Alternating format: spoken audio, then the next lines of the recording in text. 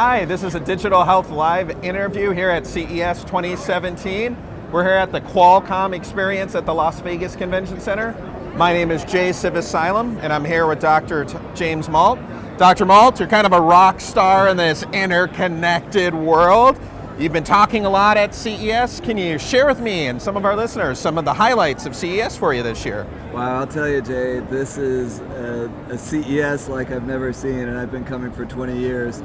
You know, the buzz here is just palpable, and I think what is really the take home from this meeting is the coming out party, if you will, of what everyone will come to know as 5G. I mean, 5G is upon us, and it's about to change everything we do across our lives, whether it's self-driving cars, drones, robotics, virtual reality, and the thing that we hold dearly is healthcare.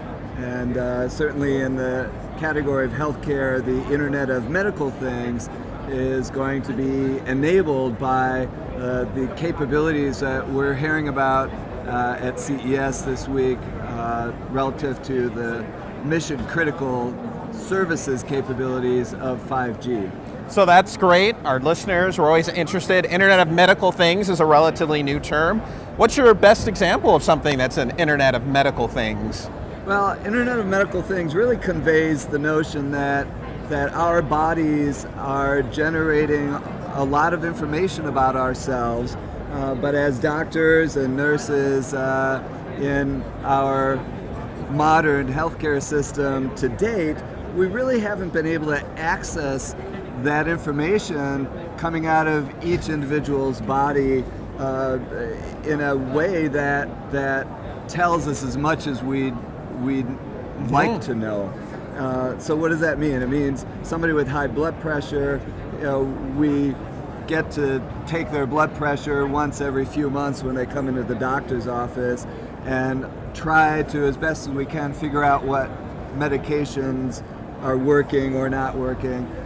This is all going to change with the Internet of Medical Things by making it effortless and yet connected to make those blood pressure measurements something that we can see all the time and be able to see how that medication is helping your blood pressure. Those are just it's just a small example, but it really has the opportunity to be pervasive throughout everything we do in healthcare, not just while we're at home, but even the things that we're doing in the hospital and in the operating room and in the intensive care unit. It's all going to be connected, and what you see here at CES this week is the technology basis on which healthcare is literally going to transform over the next 10 years into the digital age,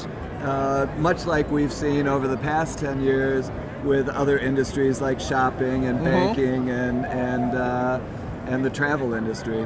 Well, thanks for sharing that. And you said, hey, how do we make it simple to get information from ourselves? I know this week you've announced a collaboration with United Healthcare and their United Healthcare Motion program. Can you tell us about that? You know, again, another kind of breakthrough event in literally the history of healthcare is the collaboration between Qualcomm Life and United Healthcare in launching a dedicated health plan, the United Healthcare Motion program, that is built on the data coming from one of those digital wearable devices, and then allowing employers to offer their employees an opportunity to earn, literally get paid to be more active and have healthy behaviors. That sounds like an amazing thing. I want to thank you for your time today. Absolutely. And again, this is a Digital Health Live on-site interview here at CES 2017. My name's Jay Civisilum. This is Dr. James Mault, and we thank you for your time. Thank you, Jay. Appreciate it.